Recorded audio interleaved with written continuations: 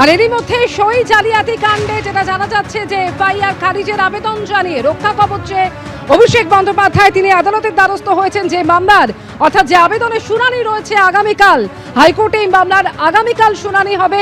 সই জাল কাণ্ডের তদন্তে অভিষেক বন্দ্যোপাধ্যায়কে নোটিশ পাঠিয়েছিল সিআইডি এবং আপনারা জানেন যে একাধিকবার তাকে ডেকে পাঠানো হয়েছিল ভবানী ভবনে, তিনি হাজিরা দেননি। 3 বার তাকে এর আগে নোটিশ পাঠানো হয়েছিল কিন্তু হাজির হননি অভিষেক বন্দ্যোপাধ্যায় এবং সেই মামলাতে এফআইআর খারিজ ও রক্ষা কবচের আবেদন করে তিনি হাইকোর্টের দ্বারস্থ হয়েছেন। যে আবেদনের শুনানি হতে চলেছে আগামীকাল, হাইকোর্টে এই মামলার আগামীকাল শুনানি হবে বলে জানা গিয়েছে।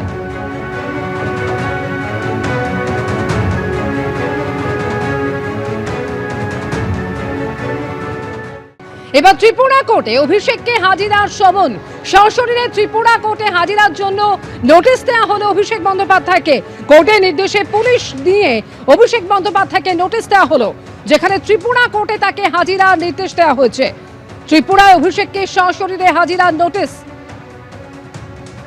এবার ত্রিপুরা কোর্টে অভিষেক বন্দ্যোপাধ্যায়কে হাজির হতে হবে, এই সমন পাঠানো হলো, যেখানে তাকে সশরীরে হাজিরা দিতে বলা হয়েছে ত্রিপুরা কোর্টে। কোর্টের নির্দেশে পুলিশ নিয়ে অভিষেক বন্দ্যোপাধ্যায়কে নোটিশ দেওয়া হলো। ত্রিপুরায় অভিষেককে সশরীরে হাজিরার নোটিশ।